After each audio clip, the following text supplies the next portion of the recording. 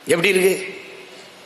நீ மூக்குத்திய பரீட்சை எழுத போற என் பிள்ளைய மூக்குத்திக்குள்ள பிட்ட கொண்டு போயிருமோன்னு பரிசோதிச்ச நீ பார்டர்ல உள்ள வந்த பயங்கரவாதியை சோதிக்காம என்ன பண்ண நீ என்ன பண்ண?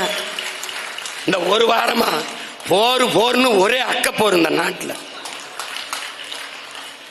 எதன் பொருட்டும் தமிழ் தேயர்கள் நாங்கள் போரை கொண்டாட முடியாது. போரின் பேரழிவை தாங்கிய இனத்தின் மக்கள் நாங்கள் சிந்திய ரத்தம் இன்னும் எங்கள் நிலத்தில் சிவந்து கிடக்கிறது. என் மக்களின் கண்ணீரும் கதறலும் இன்னும் எங்கள் காதுகளில் ஒலித்துக் கொண்டு இருக்கிறது. அந்த அவலத்தை, அந்த துயரத்தை நாங்கள் துடைத்தெறிந்து இன்னும் கடந்து விடவில்லை. உலகத்தீரே, போரின் பேரழிவு என்ன எங்களுக்கு தெரியும். பிறந்த எங்கள் பிஞ்சுகள் சிங்கள குழந்தைகளா தமிழ் குழந்தைகளா என்பது தெரியாமலே, வாய் திறந்து முதல் சொல்லை சொல்லாமலே நச்சு குண்டுகளுக்கு கருகி வீழ்ந்தார்கள். நாங்கள் உலக போரை எதிர்கொண்டோம்.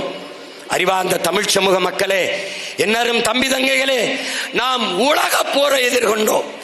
20 நாடுகளின் துணை கொண்டுதான் இறுதி போரிலே விடுதலை புலிகளை நாங்கள் வீழ்த்தினோம் என்று ராஜபக்சையும் நானும் அமைச்சர் கோத்தபாயும் சொல்கிறார்கள் என்றால், 20 நாடுகள் எதிர்த்து நம்மோடு போரிட்டு இருக்கிறது என்றால் அது ஏறக்குறைய உலக போர்தான் என்பதை நீங்கள் உணர வேண்டும்.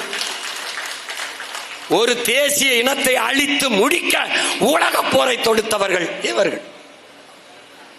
வேடிக்கை பார்த்திருந்தவர்கள். ஒரு தீவுக்குள் ஒரு இனத்தின் மக்கள் தன்னை போல எலும்பு நரம்பு ரத்தம் சதை பசி உறக்கம் கனவு கண்ணீர் எல்லாம் கொண்ட சக மனித சாவு சகித்துக் கொண்டு நின்றவர்கள் இவர்கள்.